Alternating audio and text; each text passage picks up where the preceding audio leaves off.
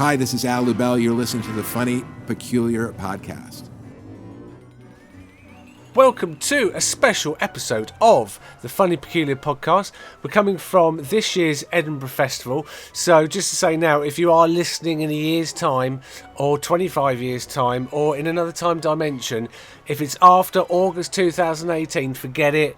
No one's doing their shows at that point. So there, a small caveat for you. But anyway, I spoke to some great guests, managed to get some full-length interviews with Dominic Frisby, a brilliant character comedian from London, and Craig Shanak, who we talk a lot about his acting career. He's been in Ray Donovan, he's done voice covers for Robin Williams, Night at the Museum, so these are all going to be later episodes. But for the moment, coming up on the show, and thanks for listening, thanks for downloading, and please do send us your comments on which is your favourite episode and who you'd like me to interview next. But for this particular episode, coming up, you're going to hear Spring Day, Ian Fox, Al Lubel. You're going to have shout-outs from John Pendle, Jinxio, Hannah Platt, and actually speak to some of the unsung heroes out there. Shane O'Neill, who's a flyerer, one of the people that hands out thousands of flyers to promote the shows. So just to give you a shout out for everybody, so Spring Day, who's my first guest, you'll hear in a minute. We have a brief chat for about 10-15 minutes. She's on at the City Cafe at 9:15, which is the City Cafe is just off the Royal Mile where Hunter Square is. If you go down the hill, City Cafe's there. She's on at 9:15. Go and check Spring out, she's brilliant. Witten Camp, a double act, female double act, are on at the Assembly George Square venue Studio 5 in their show called Swag at 8 p.m. Ian Fox, a comedian from Manchester, he's doing two shows. He's emceeing Revellers, I think it's Revellers, at 1:30 at Espionage in Casbah, and he also does Funny Cluckers at 2:45 at the Three Sisters, and that's Maggie's Front Room. That's the venue for that one.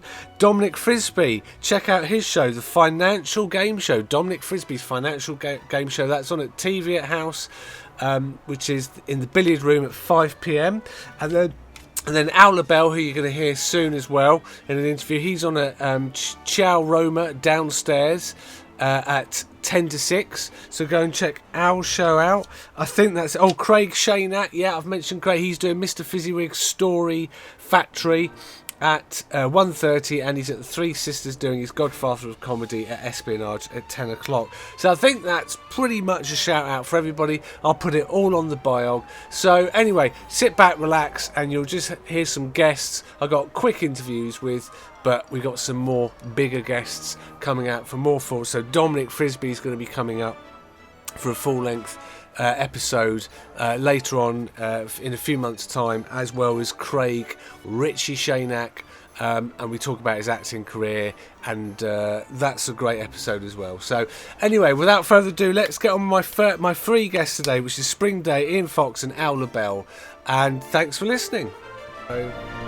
Welcome to another episode, a special episode from the Edinburgh Fringe Festival for Funny Peculiar Podcast, and I meet all sorts of acts being up at the festival, and there's just a wonderful variety. And I've seen this lady, she was doing some spots, and she's got a show on, and it's the City Cafe. But anyway, first of all, let's say a big hello to Spring Day.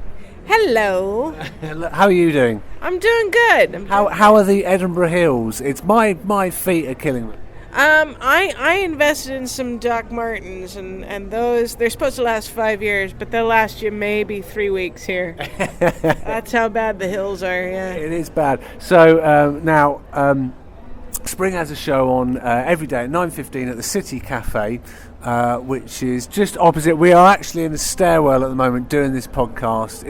It feels a bit New York, this bit here. It does, only it doesn't smell like dog shit, which is the final finishing touch of a New York street. What's your show about, first of all? It's a sharp, dark, and bubbly comedy that will make you feel better about life and your position in it. Okay. Yeah, so I talk about codependency, my struggle with codependency. A lot of people don't know what it is, but a lot of people suffer it. So a lot of ways it's like emotional herpes in that 80% of the people who have it don't realize they do. You can carry it for decades and not know exactly when you acquired it, and there's a chance your parents might have given it to you. So we talk about that and the dangers of that, because we're often warned about the dangers of drugs and drinking and smoking and that, but this is behavior that facilitates those other addictions and unhealthy living, and just explores those themes. Yeah. And now, originally you're from Kansas, is that right? I'm from Kansas City, which is a twin city. And the fun stuff is on the Missouri side. The boring stuff is on the Kansas side. So you say the fun stuff's on Missouri side. What's fun for them? Well, the gambling's there, the shopping and the nightlife. It's all in Missouri, and all the like factories and stuff is on the Kansas side. And is that to do with a state line or the legalization of gambling in one and not the other? It's a weird. I'm not sure, but it's. When people ask me, like, what is it like? Well, that area of the U.S. fought the Civil War 2 years after it was over because they didn't want to believe it was over.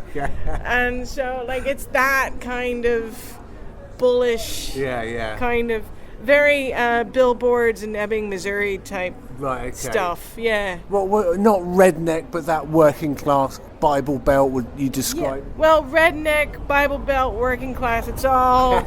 it's all in there. Yeah, it's in the Budweiser. It's all in the Budweiser. And so, how long have you lived there? Are you still living there at the moment? No, I haven't been there in years. I lived in Japan for 16 years. Oh, really? Okay. Yeah. And whereabouts in Japan? I lived in Tokyo. Okay. And made a living there. Paid off my school loans there. Something I wouldn't be able to do in America. What were you doing for a living? I was working at the Tokyo Comedy Store, and I was also teaching English as well. So I did a little bit of everything. And what in the Tokyo Comedy Store is it? What percentage is Japanese acts and international acts? Or well, that's very interesting. So the people that own it, Chris Wells and Junimai, they're very improv oriented. They translate for Keith Johnstone, which is one of the two or three people that claim to have invented improv. Yes, I've read his book, Keith Johnstone. And so Junimai has actually translated his book into Japanese and has written several books of his own that are good. I hear. I haven't read them because it would take me too long. But and so there's a very large improv side. And there's a smaller stand-up side, because as you know, I feel like improv it attracts more people because it's a healthier art, comedic art. Whereas stand-ups were more like cats. Yeah, we like to do our own thing, and Japan's a very group culture, so that's very, very large. But I was always on the stand-up side because I like control. You like control, yeah. And so, how did your stand-up go down in Japan? How do they receive that? Really well. I think if you've traveled a lot, you can tell who gigs a lot in their hometown and only in their hometown. Yeah, right. Because they can pick up on little things that only they would get. Yeah. And in a way, you'll never be better than that. Yeah, right. Okay. Right. But on the other hand, your act won't travel. Right. Okay. Right. So for a few years, I was one of those acts where I could hone in on the little weird things about people that were bilingual, and those languages being Japanese and English, and I could really, really get a room to laugh, but I couldn't take it anywhere. So I remember the first time I came to Edinburgh, had all these jokes about, aren't the Japanese quirky? And they're like, you're just being racist. It's like, no, but when Japanese are in the room, they think this is hilarious. And because I'm right, about the things. That. And being there for so long, what would you say is a typical Japanese quirk or something that we wouldn't know them for? Like habits. What's struck you about Japan? Well, one thing about Japan that's really struck me is how similar they are to the English. Okay. In that, like, Japan doesn't like Asia, Asia doesn't like Japan. Right. The UK doesn't consider itself a part of Europe, and and that kind of thing. So there's this, and they both colonize different countries, and and they both like tea. You know, there's a lot of stuff like So that, and they're equally passive aggressive. Okay, I think. I think it's that sort of upper class, very very polite. Very I think polite. I would say more so than British, extremely polite culture. Yeah. And so for me, living in the UK is a nice in between. You've got we're somewhere. And how long have you been living over here for then? So I was in New York for a little over a year, Okay. and then I moved to the UK about a year and a half ago. And this is still doing your stand-up? Still doing stand-up. So I've been doing stand-up for 18 years. Wow, wow. Yeah, I know. You think I'd be making more money by now, but no. Yeah, you need. Well, it takes time. It's not an overnight. And it's always. And comedy's always changing, isn't it? So you have to kind of. Well, also you have to. I mean, you have to have an entrepreneurial spirit about the whole thing. Yeah. And I think a lot of us artists. Yeah. You know, like you can't be both, Yeah. and you kind of in this day and age you kind of have to. Yeah. You know, and I'm working on that. And what's what would you say is you've had sort of gigs so far? What's your best gig been? What's the one that's you've really gone down to yourself, gone, yes, I'll fist bump myself on that one. That was a good one. You mean this year? Anytime. Anytime. Well, I think one of my favorite ones is I did a conference for foreign wives of Japanese men. Right. It was a very it's actually like they call themselves a social group, but it's really a support group. And there's like a couple hundred women, right? Okay. From different countries, Okay. all dealing all different with nationalities. all different nationalities, Okay. dealing with living in Japan and the culture differences and things. And so I did like a newlywed game, right, with 7 of the husbands, and I just roasted them for an hour. And it was so much fun because I picked up on those little things. Yeah. Like, for example, it's a very Japanese thing for your wife to cut your toenails. Really? Yeah. Hey, no, I didn't know that. And he complained, one of the husbands complained that she wouldn't. Right, okay. And there was just little things like that. And also cleaning out a husband's ears. That's also Really? considered a wifely thing. And I was like, oh, that's really putting your life in someone's hands. You know what I mean? So little things like that. And then a woman came up afterwards and she'd laughed so hard her makeup was completely ruined. And you can't really do much better than that. That's good. That's the best. I'll have that as your best gig. Yeah. And so, how long have you been doing Edinburgh for now? This is the 8th time I've been to the Fringe. Yeah. This is the 6th or 7th time I've actually done it properly. Okay. I've come up a couple times because of health reasons and whatnot, and just did spots here and there. But I really like it. It's like it's home. What is it about? Is it the addiction? Is it just meeting people, the posters? There's just the array of artists. Well, that too. I mean, you don't feel as alone, you know. Yeah. Like being a stand-up is pretty lonely, you know. And you meet a couple of people at night, and then and everybody's here, and it's nice to bump into someone you know every other street. Yeah. And I met my boyfriend Okay, here, cool. and we were just friends for years and years, and then we started dating, and so it has that special place there we as go. well. So but I suppose it is a solitary pursuit. You're out there on your own most of the year, so it's good to check in with everybody. I suppose Edinburgh allows that. And you're also checking with people who are experiencing the same thing and just as neurotic as you, and so you can share that, because you talk to a normal person about this, it's just be like, ooh, you need help. You can't. I know you can't have that discussion about rake seating, mic stands that are just a bit off, and how many flyers you can give out in half an hour. You just can't have that quite specific conversation. Yeah, like there's like my stuff's pretty dark, and there was a couple like 2 shows ago, and I could tell maybe the husband was enjoying it, but the wife definitely wasn't. And I think it might have been like a religious thing. Right. You know, like she's just like, I can't allow myself to enjoy it. And so he was not enjoying it in solidarity. Yeah, right. You know? And then I did a compilation show the next day, and they just happened to be in the audience. And again, the same thing. Only the husband relaxed a little bit more because there were more people, and they were all facing the same way and everything.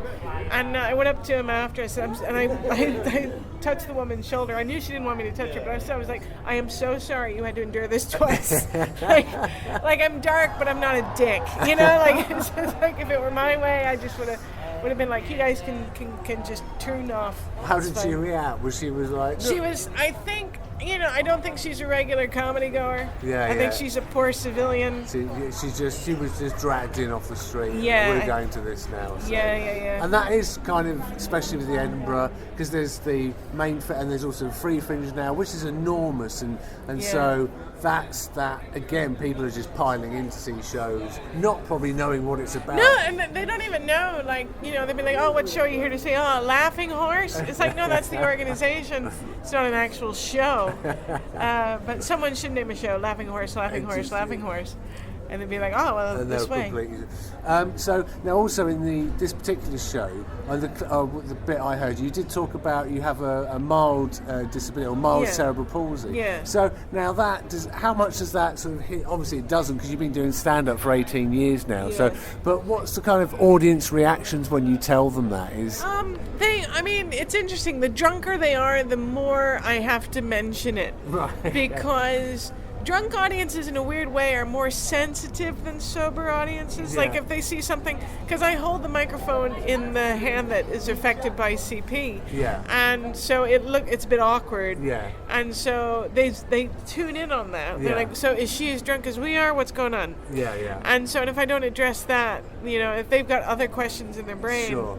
then they're not hearing me. So, and I've kind of touch and go, because there are a lot of, like, it kind of seems to be a thing right now. Yeah. Like Lost Voice guy won. Yeah, sure, British, and he's sure. amazing. Yeah. But my disability isn't as extreme Sure. as his, and so it's just like, okay, well, I'm just going to talk about it a little bit, and I'll talk about other stuff. Yeah.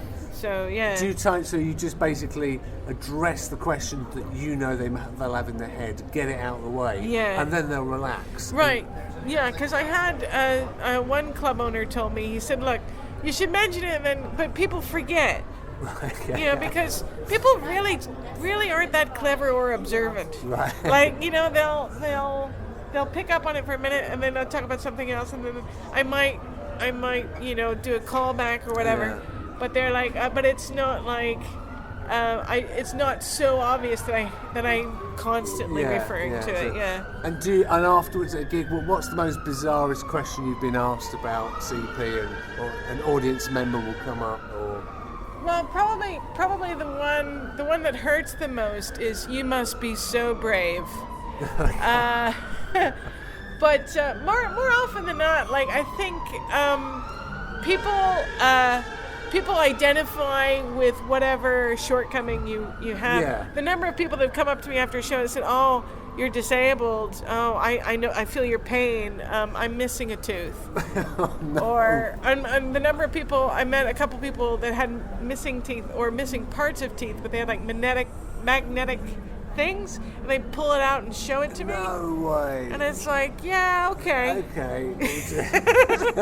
All right, whatever. But Whatever. So, and we're on the 5th of August today, 4th of August. It's the fourth day of the festival. Fourth day of the festival. How are you feeling now, and how's the show going? And you've got another 20 performances to do. So how are you mentally preparing for that? I'm happy with where the show is going, and I'm happy that it's not set in stone right now, because will it change? Will it sort of? Well, a little bit, because like it really depends. I feel like I'm a good enough comedian at the moment, because people don't know what they're seeing. Yeah. People aren't buying tickets. It's a free show. Then I kind of like, I have to meet the audience where they're at. Yeah. I'm not a theater person. Yeah. So if they're not digging the deep stuff, it's like, well, we'll keep it light. Yeah. But if they're like, oh, if you want to go there, I'll take you there. Yeah. So I'm kind of adjusting the level of severity based on the evidence that they're giving me. So I'm trying to meet them wherever they are. Okay. Without changing myself. Yeah. Does that make sense? Yeah, absolutely. And just to explain to people who don't know, so you've got the main fringe, which is prepaid or tickets. Now this is the free fringe, so you're at the end of the show you hand out a bucket or you stand there, and then you rely on people. My bucket speech is absolute shit. And there is a real art to a bucket speech, and this is something that. And the secret is narcissism, really. Because I feel like, I see people go, this show is worth £5. Yeah. And I'm like, really? You're going to tell people from the UK that? Nothing is worth £5 to them. So, but there is a culture of giving. Yeah. So that's good.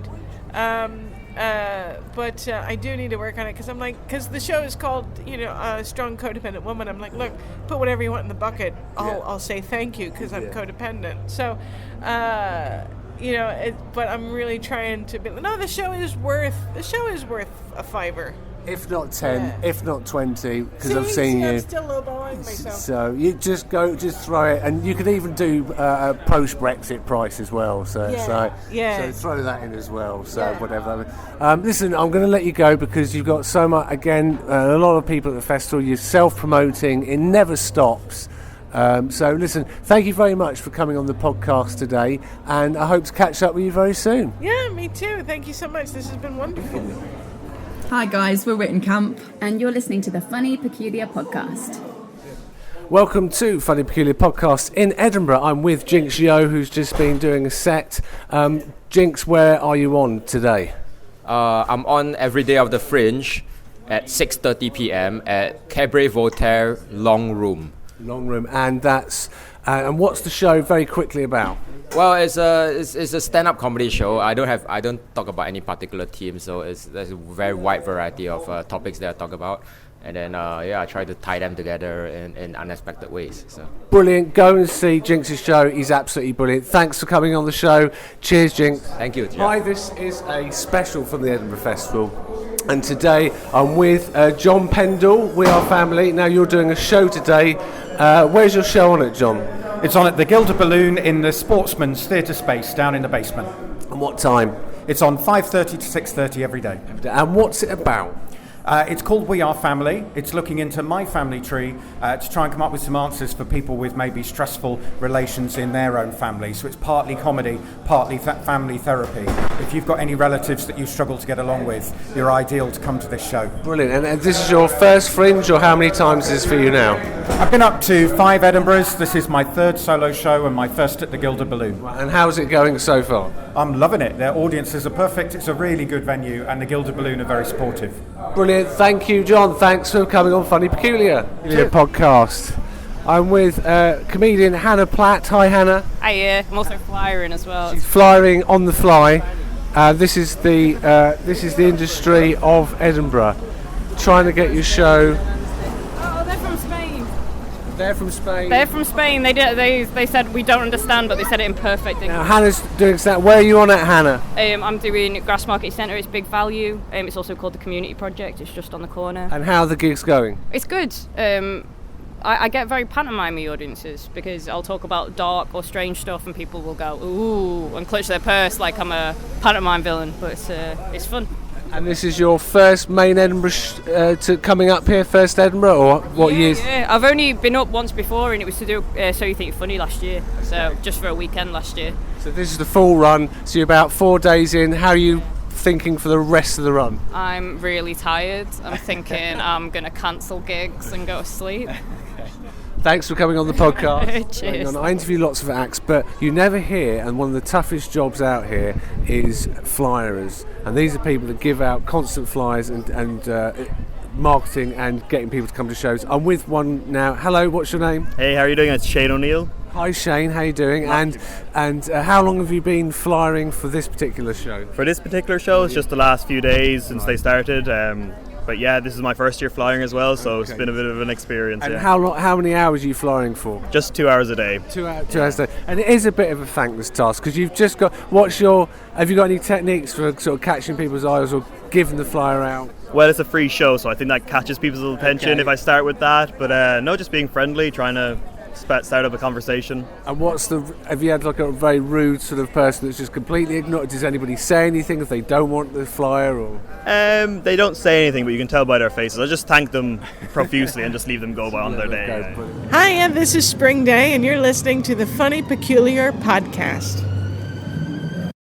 Ian Fox, who's been coming to the Fringe for years, who's a stand-up, and he's written a book, and it's available on Amazon, and it's called How to Produce, Perform and Write an Edinburgh Fringe Comedy Show. Hello, Ian. Hello. How are you? I'm fine, thank you very much. And just some of your tips, and this is the one I always remember because we're at the Mosque Kitchen, which is expensive Edinburgh, and anybody coming to the Fringe, these are the tips that you need and to know about, because you've got a very sort of commercial side of Edinburgh which is very touristy, expensive. Full English breakfast this morning is about £7.90, but if you come to, which road's this? That's I can't actually. I don't know. The main entrance you want to come through is West Nicholson Street. In the grounds of the mosque, they in a building at the back where they have a kitchen where they do cut price food. Generally, and it's curries, it's vegetarian, chicken, whatever. Yeah. But it's wonderful food. It's very quiet. It's a chance to get away from the hustle and bustle of the Fringe. It's a quiet, peaceful space. You sit underneath some tarpaulin. There's some pigeons knocking about. It's one of those places where you can eat cheaply. You can take half an hour away from the hustle and bustle of the festival and just quietly eat your dinner. And how long have you been coming to the Fringe? When was the first year you came up here? First year I visited the festival was 2002. First year I produced a show was 2003. And what was it like in 2003 doing this first show that you did?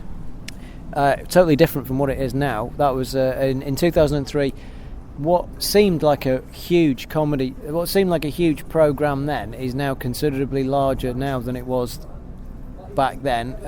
Now you can produce shows at the festival in what is part of the Free Festival, Free Fringe, where your overheads are considerably lower than what it used to be. It used to be you couldn't put on a show for any less than £3,000 at the festival. Now you can feasibly put on a show for an overhead of £400 plus your print and your flyers plus your accommodation, whereas in the old days it used to be you had to stump up at least £1,500 in advance to book a venue, plus you had the overheads of being in the Fringe Guide, plus you had the print fees, plus you had the promotional fees like flyering stuff.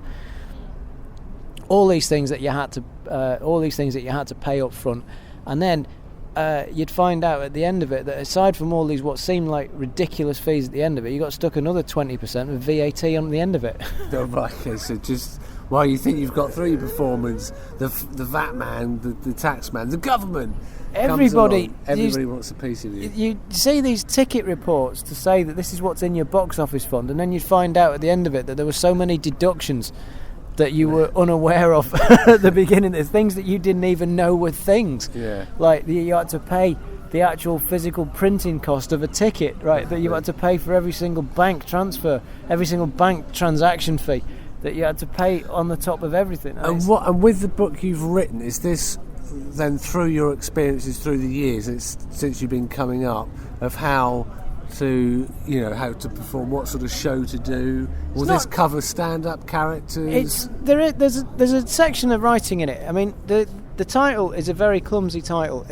Essentially, you mentioned Amazon, right? The taxman's favourite, right? Who are currently paying less tax in this country than ever before, right? But it's the only book that I'm aware of that basically its title was intended to work to beat an Amazon search. So if anyone was trying to search how to write comedy, how to perform comedy, how to produce comedy, Edinburgh comedy, it would come up in any of those searches. Right. So it's basically a Google Analytics dream title. That was the intention when I wrote the title, but at the same time, that's exactly what it is. I'm kind of somebody explained to me once that if you're trying to think of, like, when people try to name comedy clubs and stuff, and they always come up with these great names for comedy clubs, like the Heckling Raccoon Comedy Club, right? At the Ape and Apple every other Friday. Yeah. Don't call it that.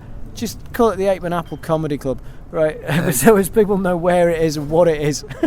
And what's the biggest sort of some tips for people wanting to put on shows when it comes to title, when it comes to venue? What's the best advice you can give them? There's no tips with regards to titles or anything. You just have to have. I mean, I get keeping it simple is probably the best thing, rather than these overly clumsy, shoegazing, self-reflective titles. Sometimes it's just easier to just think of something that to make Does it what easier it to says on- market the yeah, show. yeah. Because ultimately, when you in Edinburgh, you spend most of your time flyering for your own show, and you have about a half-second gap when someone's walking past you when they are going to hear what you say, Yeah. regardless of whether or not they want you to. And in that half-second, you've got to get your pitch across, or give people an idea of what it is you're actually talking about. And I did a show one year, for a few years running, where I used to show photographs in the show. So there were photographs that I'd taken that I thought were either funny in some way, or I was going to be funny about those pictures. Yeah. And the first time I did the show, I had the title "Ian Fox Exposes Himself." It was a funny, it was supposed to be a pun on. And then somebody said, "Oh no, don't call it that. Just say pictures of things that make me laugh." Right. And it was like, well, actually, yeah, that's a better, because in that half second when somebody's passing you in the street and you just hand them a bit of paper and pictures of things that make me laugh, Yeah. right? And it's like, well, they can't unhear you at that point. Yeah. Well, you've only got a certain amount of time, and it's the what is it in Hollywood terms? It's the lift pitch, isn't it? Yeah. When you've got somebody trapped in a lift for however many seconds, you've got to get it across to them. You've only got so much time. So a lot of people will. So you put your show on, you find your venue. So marketing it is basically just thousands of flyers, and so you people will pay people to hand flyers up, or do you do your own flyering? I do, but I mean, if I'm doing my own show, I do both. I do my own flyering up until an hour before my show's about to begin. So is there because any physically point to I doing can't. it at 4 hours before? Is there any point? People do that, and I bless them, right? Yeah. It must work for some of them. Some people do spend 4 hours flyering every day. Personally, I can't go from handing out flyers on the street to walking straight on stage and starting a show. I can never get into the headspace in that split second. I've seen some people do it, and some people can do it very well. They can just kind of shrug their shoulders and straight on and their game face comes on, and away they go. But I can't do that. So I would always do flyering myself, and then I'd pay somebody for the last hour before my show began, so as I could go inside the venue, set the show up, get the room right, set all the technical stuff up, get the room, get the seats in the right position, get the door person in place, so as there's no one in the, so as we're ready to go. And I'm ready to go, and I'm in the right headspace to do my show when the show starts. But in that hour, when I'm not outside flying, I would lose potential audience members, the people who make the decision to watch a show at the last possible minute. So you need somebody who's outside who can still saying to people, pictures that make me laugh starts in 20 minutes. So that's your final. So, but now you've got lots of locations around Edinburgh, and there's obviously the big one, the Pleasance and the Gilded Balloon. Now these are the paying ones, assembly rooms. Now for the free fringe, there's PBH, which is Peter Buckley Hill, which is a comic that I don't think he performs anymore, but he sort of runs he certainly runs a free festival. And there's the Free Fringe, Horse. and then there's the Laughing Horse Free Festivals. Those are the two groups, the two ones. largest groups of doing free shows. There's also Heroes of Comedy. Right, is that a new one as well? Yeah, Bob Slayer runs a Heroes of Comedy project as well. That's slightly different from the free festival. They deliberately market themselves as pay what you want, in that they want the word pay in the title. So as people know, people can either buy a £5 ticket before they come in to guarantee a seat, or they're going to put some money in the bucket on the end of it. That way they're not walking out without giving the performers something for the time. Okay. So that's a new thing that's obviously the last couple of years. A slight backlash from the free fringe. So they separated the marketing there. But then, those are the two main. Those are the two main. You got Peter Buckley Hill's Free Fringe. You got Laughing Horse Free Festival. Those are the two main. Free ways of producing a show. And your book as well. So how to write and perform. So what's your tips for? And again, because you've got an international audience up here. These are, because I heard you MC today. A majority are Scots, English, but you've got Australians, New Zealand, Austrian. So do you have to sort of, when you're writing your material, think, okay, don't make it too colloquial don't make it too indigenous, or does that matter? I mean, there's no hard. I mean, it's one of those things, isn't it? There's just no hard and fast rules for anything, right? It's what works, and if it doesn't, it doesn't, right? I'm so intimidated by a blank page that I just don't think about anything until I just put what have you found in your experience? Yeah, and you've been doing it for a lot of years. What do you find when you do your material? What works the best? You just go for it, or do you try and write more international stuff? I don't specifically try to write more international stuff, but then I would, in some cases, you might have to add a couple of you might have to have a couple of explainers. Okay. Right. Sometimes but without being too. Or sometimes when you know you've got somebody from Austria, and when you know somebody like who's in Australia, or somebody from Norway, sometimes there is an inherent. Sometimes there is a humour. I think if you're hosting a gig where you are doing the audience work, and say you mention Wetherspoons, which is a cheap pub. That we have in this country. So if you get a cheap pint in Wetherspoons, you get generally some free entertainment by watching the cab right. So if you're British, you're aware of Wetherspoons. You're aware that there are people in there who are leathered at 11 o'clock on a Monday morning, right? If you're from Norway, you probably don't know. Yes. That. Well, there's another. But then you've got the question when you're comparing. You can ask the people, "Do you know what Wetherspoons is?" Yeah. Right. And then when they quickly is time slots is everything, because if it's late at night, you're going to get rowdy audiences as opposed to afternoon. So, is there an ultimate time slot to have your show on? If you're on your own, you want to be I would say you want to be in the afternoon, early evening. By which I want to say you want to be like 1 o'clock, 6 o'clock.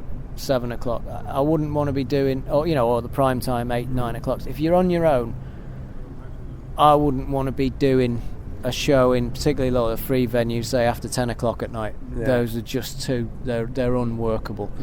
Those are shows where they just want to see, they're just drunk. They just want to see stand-up comedians. They want to see somebody talk about their cock for 20 minutes. Right. Or and that is basically the level of stuff, right? If you're doing shows like about in the afternoon, you can do explainers about, you can explain to somebody from Norway what Wetherspoons is like. You can take the time to do that because the audience is not going to be too rowdy, and not you can have pauses. You can have a silence that normally you wouldn't want some rowdy bastard shouting in the middle of that. Right, but you can have those couple of seconds where you stop and you explain to somebody, and it's this is what it's like in when you go for a pint in Wetherspoons. Right, it's not so much a pint, it's more of an adventure every time you go in. Absolutely. Well, it is, isn't it? And it is a minefield, and it is an adventure, Edinburgh, and there is so much going on. And one more title. Your title of your book is escaped me for the moment. It's How to Write, Produce and Perform an Edinburgh Fringe Comedy Show, and that's by Ian Fox, and it's available on Amazon and anywhere else. If some people get you through a Facebook page, you know what? It's available via my website, ianfox.net. But to be honest with you, give us your website again. ianfox.net. But to be honest, that link probably goes through to Amazon. Because I had another print-on-demand publisher, and I used to give people that link because they paid me a better royalty. Okay. And then people just go, "Oh no, it's all right. I'll just get it from Amazon." I just said to you, get a better. So then, some way, anyway, we'll get through to Ian Fox, and he will be able to get a copy of his book to you and sort something out. Anyway, shows have you got on this year? For the moment, I've got 3 shows a day for the next 2 weeks, and then it goes down to 1 show a day for the following 10 days. All right, so you can just relax back and enjoy yourself. Yeah, about 2 shows a day is much more relaxing than the 3. Ian Fox, thank you very much for coming on the podcast today. Thank you. Hey. We found the wonderful Al Lubel. Hi, Al. Hi, how you doing? Not too bad. And I've just watched you do a little bit of a set because you're here doing a show. What's the name of your show? Okay, the show is called This Sentence is the Title to the Show. Okay, and now this is your 5th Edinburgh, is that right? Yes. And how many? Do you think you'll keep coming to the Edinburgh Festival? Have you got the bug? Are you gonna? This is the 5th. Are we going to be like 10, 15? I'm not sure. Especially when you first start it, or I don't. It's just a very tiring. It's exciting, but it's exhausting and tiring. And then I think one always thinks they want to come back a few months after it's over. And is it hard coming up with the material? So each year you've got to write a new show. Right, but oh, you do? That's how you worked it out. You just change the title each year. Right, exactly. That's right. That's part of the new show that's written new. There is a trick, I think, a lot of other shows that are going on, where, especially the compilation shows, which you've just done, where a lot of the people will just rotate like 5 or 6 acts through the whole month. So, but listen, you hail from the States, so you're from Los Angeles originally. No, I'm actually from New York City. Sorry, New York. You're from New York. Okay. Yeah, Queens, New York. Yeah. Okay, and that's what. And you started off as a lawyer, is that right? Yeah, I went to college in University of Miami, law school, and then I knew I wanted to try stand-up, so I went out to Newport Beach, California. What was the moment? Who was the inciting? What did you see on telly, or who was the comic that went, "I want to do that"? I think it was seeing the movie Lenny about Lenny Bruce. Okay. You ever hear of Lenny Bruce? Yeah, Lenny Bruce. Was that with Dustin Hoffman? Yes. Yeah, and I saw that movie, and for some reason that movie made stand-up comedy interesting to me. And it spoke. And so, you practiced first in or doing your comedy in New York, or you went straight to LA? Actually, what I did was I bought some Lenny Bruce albums, and when I was at college, and I was taking drama classes. I wasn't a drama major; I was a psychology major, but I took some drama classes, and I rehearsed Lenny Bruce monologues, and I would do them in acting class. Right. Okay. And so I got confidence that I could do stand-up from that. And then slowly. And what was the sort of stuff you were writing about when you started to write your material? Was it? I just copy Lenny Bruce monologues. No, I'm joking. Good question. I guess women, or I don't even remember what my material was in the very beginning. It wasn't very good. I didn't know what I was doing. It's through the gigging constantly that it gets sharper and it improves. Trial and error. One of the first jokes I had. Well, see, you're not from you don't. Have you been to the U.S. at all? I haven't. No. Okay. Well, there's a restaurant that people. This joke would only work if they knew this restaurant. Maybe you've heard of it, but it's a well-known U.S. restaurant. But one of my first jokes ever was, attorney's business cards are wordy. Attorney at law. That's what they say. And all you need is attorney. If you just saw attorney, would you think at what? No, attorney at law. Do other occupations do this? Waiter at Denny's. Yeah. Have you heard of Denny's? Denny's I have, because that's cropped up in films, isn't it? Yeah, that's what I was thinking. Maybe it did. So that was one of my first. I loved the joke you did there, Gag, about the American death penalty, and only 33 states have it. And I thought that was a really good setup when you were saying to do it, if it's attempted suicide in the States, you do it. Right. The death penalty, the idea is an eye for an eye. You killed someone, so we're going to kill you. Well, how come they don't do this logic for other crimes? Like if you're convicted of attempted murder, why don't they put you in an electric chair that doesn't quite work? That's nice. I love it. So that's, and again, for people listening, go and see Al's show. That's the sort of the humour, and it's a very sort of, the guy that was on after you, very sort of manic, but you're kind of a sort of slow, sort of easy. And how long did it take you to get that style? Were you quite manic to start off with, or have you been? Yeah, I was more manic, and then what happened is I got older and exhausted. Okay, yeah. And you just think, fuck it, I'll just take it easy. Right, I didn't even think it. I think it just comes naturally, but I think also I was more anxious when I started out. Like I didn't really, personally, for me, a lot of it was I think I was overselling things because I was scared it wasn't that funny. Yeah. And I thought if I'm louder, because I think with my friends I would get more laughs if I was louder and bigger. Yeah. I equated loudness, and it's a funny story actually. For some reason, that waiter at Denny's joke wasn't working well anymore. Like in the beginning, it was working, and then it stopped, and I couldn't figure out why, because I didn't understand comedy well. Yeah. Right. So what I started doing was saying it louder, thinking if I say it louder, I'll get a bigger response. And I kept saying, I got it so loud, waiter at Denny's, so loud, I was getting actually no laughs because they were scared. They were scared, like I was overwhelming them. It was ridiculous. It's a bit like Larry David, I think, when he started off. He'd intimidate an audience and then just go because he just didn't like an audience. I think it's mistakes that you just don't know. It's trial and error, isn't it? Right, it's a lot of trial and error. And then, but you hit the circuit and you went for it, and then you got to the point where you actually got a spot on Johnny Carson's show, The Tonight Show. Yeah. And just tell us how that happened. What's the call? Who organises that? Right. What happened. I remember I auditioned for the Tonight Show like 4 years before, and I didn't get it. He said I wasn't ready. And sorry, when you audition, what's that is it you're in a comedy club, they come to see you? No, yeah, I'm trying to remember how he came to see me that first time. I really don't remember how I got him to see me that first time. Oh, I think maybe it was that he happened to be in the audience when I was on, and I asked someone who knew him, right, do you think I could get on? And she asked him, he goes, I've seen him, he's not ready yet. Oh, okay. And so, in fact, I remember he said, I think Al smiles too much during his act. Really? Yeah. So I don't smile as much anymore. I think I should bring back the smiling a little, but I didn't purposely smile back then. I just was smiling. Yeah. But then I heard, Johnny Carson was retiring. I panicked. I read it in the paper, Johnny Carson.